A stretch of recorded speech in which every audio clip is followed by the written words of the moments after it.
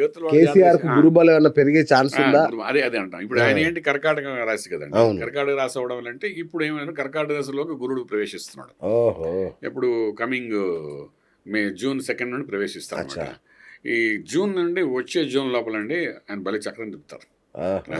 ఈ ఎలక్షన్స్ అని జూన్ లోపల అయిపోతున్నాయి, అవును, అవును, మున్సిపల్ ఎలక్షన్స్. అవును.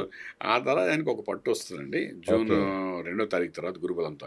అచ్చా. వచ్చినప్పుడు అక్కడ నుండి ఆయన భాగ్యస్థానం శనీశ్వరుడు ఎవరైతే ఆడుకుంటున్నాడో ఆ భాగ్యాన్ని చూస్తాడు. అలాగే అక్కడ నుండి అక్కడ పంచమభావం ఆయన రాశి పంచమ వృషిక భావాన్ని చూస్తాడు. అలాగే అక్కడ నుండి మకరాన్ని చూస్తాడు. ఈ 3 ప్లేసెస్లో ఆయన స్ట్రాంగ్ చేస్తాడు.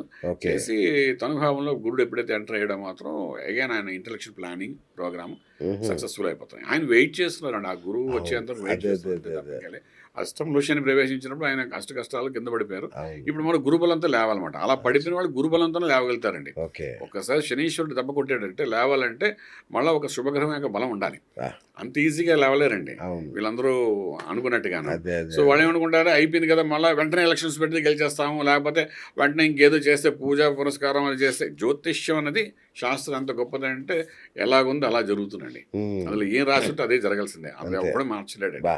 నేను మార్చలేదు, మీరు మార్చలేదు, ఎవరు మార్చలేండి. అవును. మనం వచ్చి ఎడ్యుకేట్ చేయడం, నీ దశ ఎలాగుంది నాయన, నీ గోచారం ఎలాగుంది, ఈ కష్టాలు నీకుండా జాగ్రత్త పడు, ఏదో ఉపశమనం కోసం ఈ మంత్రం చదువుకో, లేకపోతే ఇది పెట్టుకో, అవి చెప్తుంటాం మనం. అంతే. బట్ ఏంటి అదేంటి కొంచెం ఎండాకాలంలో మీరు ఏసీ వేసుకున్నట్టు ఓకే. తర్వాత కరెంట్ బిల్లు పేలుతుంది, అది వేరే సంగతి.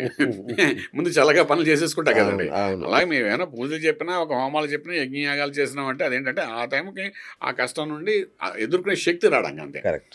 అలాగేంటంటే ఆయన ఎన్ని యజ్ఞయాగాలు చేసేసిన కేసీఆర్, అలాగే అదే యువతలో కూడా చేసేయాలి కదా. అంతే కదా. చేసేస్తే ఆయన సీఎం అయిపోవాలి కదా.